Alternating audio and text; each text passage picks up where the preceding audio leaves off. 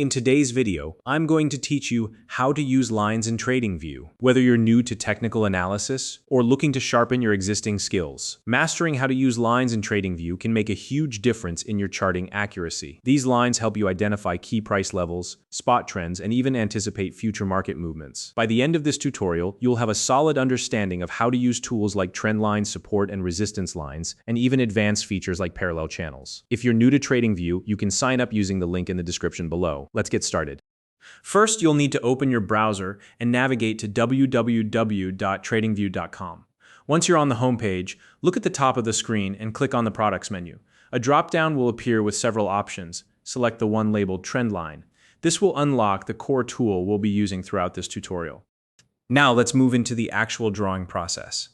To draw a line, start by clicking on the chart where you want your line to begin. Then hold down the Shift key as you drag your mouse across the chart to extend the line. Holding Shift ensures that your line remains perfectly straight. This is a great way to make sure your lines snap into place, whether you want them perfectly horizontal, vertical, or at a precise angle. Next, let's talk about support and resistance lines. Support and resistance are fundamental concepts in technical analysis. Use horizontal lines to mark areas where the price has either bounced off or struggled to break through. These are critical zones that act like invisible floors and ceilings for the price. For major levels, consider using thicker or bolder lines. This will make them stand out visually, allowing you to quickly identify the most significant areas on your chart. Shifting gears to trend lines. These are essential for identifying the market's direction. To draw a trend line for a downtrend, connect at least 2 swing highs, or for an uptrend, connect 2 swing lows. Once you've drawn your initial line, try anchoring it to 3 or more points if possible. The more points your line touches, the more reliable it becomes, and don't forget to extend your trend lines forward into the future. This can help you anticipate potential price reactions as the market evolves. Now let's take it a step further with parallel channels. Start by drawing a trend line as you normally would. Then select the parallel channel tool to clone that line and create a matching boundary above or below it.